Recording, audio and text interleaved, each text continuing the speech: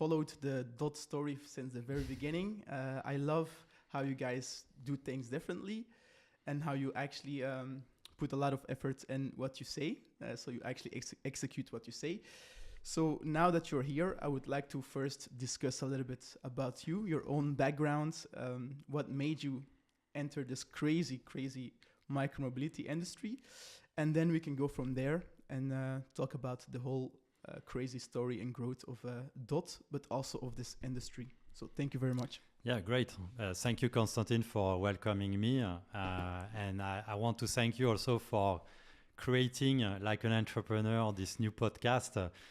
Shared micromobility is a totally new industry. And I think, if there's someone like you who can tell the story from the inside and really talk and interview all the people that today are building this new shared micromobility world, I think, maybe it will be a piece of history in a few years. So thank you, Constantine, for that. Well, the goal is to actually tell how it all started, because, most of these big companies started little. And most of them all know each other because we all started with Segway ES4. not that. Exactly. That's why DOTT is different from others. Yes. And that is what I want to talk about, right? So please, before we go into the crazy growth of the industry, a lot of things happen. Tell me a little bit about your backgrounds. I know you have some background in supply chain as well. And I think you can see it as well in the way DOTT differentiated at the beginning. You guys had a very strong team, with each team member having their own input. So tell me a little bit about you, but I want to know about your entrepreneurial story as well, because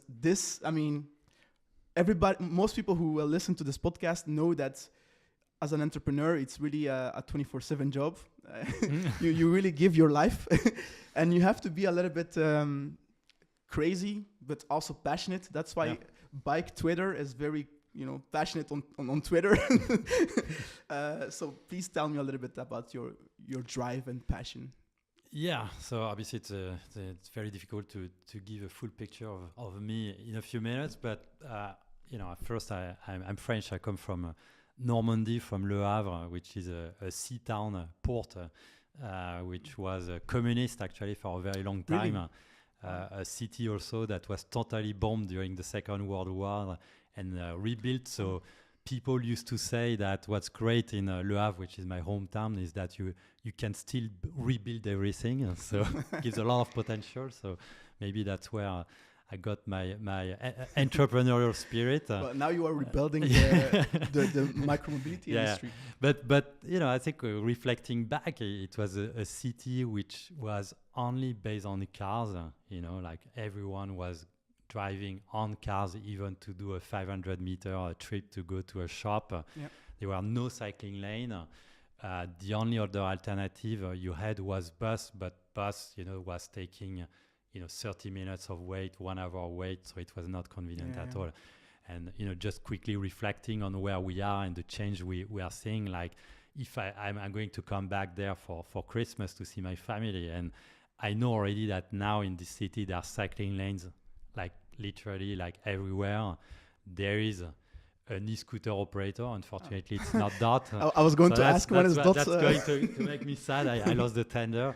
But the transformation is happening not only in the big cities, but everywhere in big cities, in smaller cities, like your city also in Kortrijk. So that's where I come from. And then I studied engineering, so that's my kind of problem solver aspect. Then I wanted as soon as possible to leave France. For me, it was depressing to stay in France, so I took the first job I could find, which was not in France, which happened to be in China. And was for Decathlon, a big sports retailer. Worked there in Asia for about 7 years, mostly in manufacturing and operations. And then I wanted to do something a lot more entrepreneurial. And so I joined a startup which was called Wayfair, which was an online retailer for home goods, built all their operations from scratch, then directed their business in Europe. We did a very successful IPO in New York. And then I was like, okay, like I it's great online retail for home goods, but in the end it's about pushing people to buy more and more stuff. And for me, it's not at all me. I mean, like I rarely buy stuff, and if I buy, it's like something that really needs to last forever, basically. Exactly. So that was not my thing. And so I was like, okay, like I want to work in a field which links basically with my own personal belief. Okay. And so I looked, and I got very interested in the energy field and nuclear reactors. But it's another story. But I got also very interested in mobility or micromobility, because around what time was that? That was in 2018, actually, beginning 2018.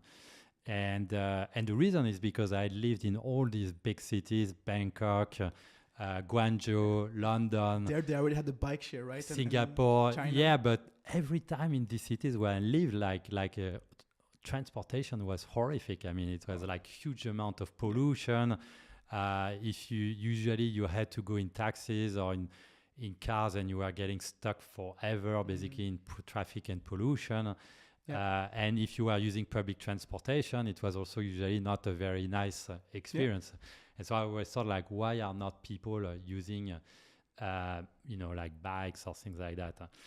And in 2018, when I was looking around, I got in touch with the people from OFO. So yes, the shared bike operator, Chinese, right? Yeah, exactly.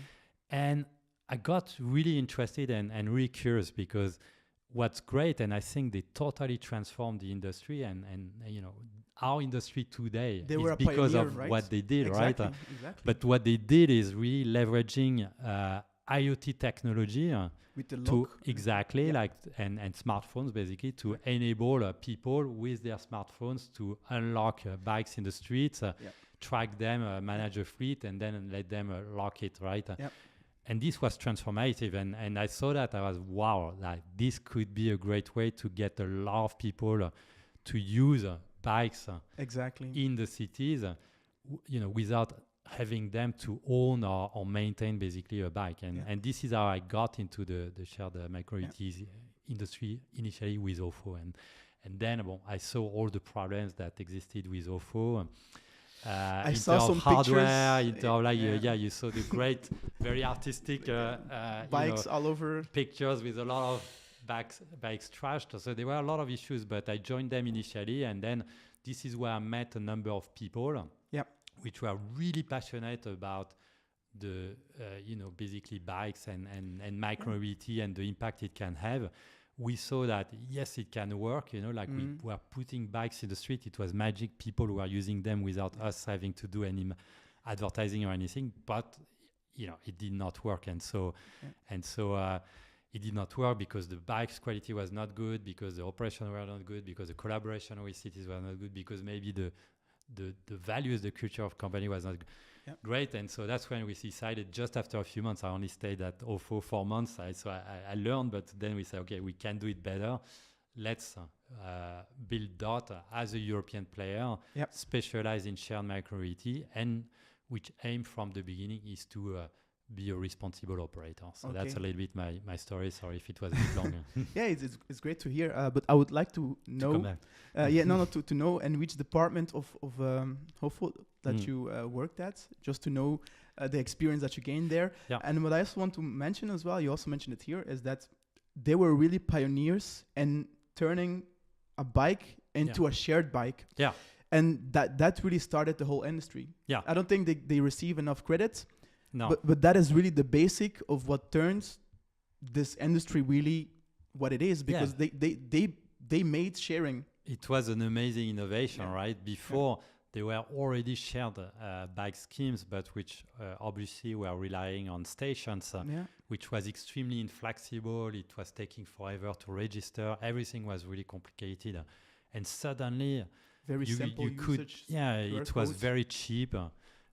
People could really very fast lock bikes like in 30 seconds. It was actually revolutionary the way it was executed in terms of user experience, because it was so simple to use that it could be implemented, and the normal person can use it. You don't have to be like an IT person to use it. So Yeah, and I'm very thankful. I mean, for this experience, I mean, OFO in itself was a business disaster in the end, despite, having been very innovative. Mm-hmm. But for me, it was a great school because I was not coming from the mobility sector. And, in 4 or 5 months, very intense, I had really a crash course in micromobility, and I had a great learning of what not to do, It's always which great I to used learn what after not to with do, right? DOTT, yeah.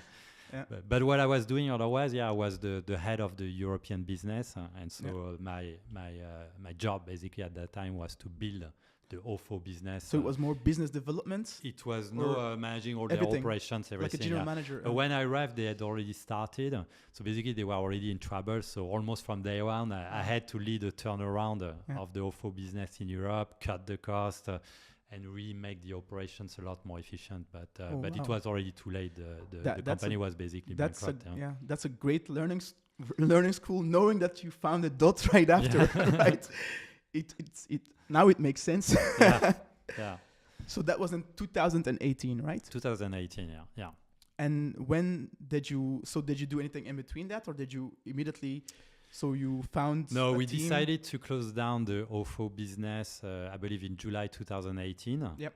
In the same time, we are so frustrated that we could not make like the shared bike dream happen with OFO, that with a number of the people from the OFO team, we said, okay, let's do it ourselves. And so we started the project of DOTT in July 2018, officially August 2018. We incorporated the company beginning of October. We raised, and then we launched operations in February 2019 in Brussels. So it went very quick. Yeah.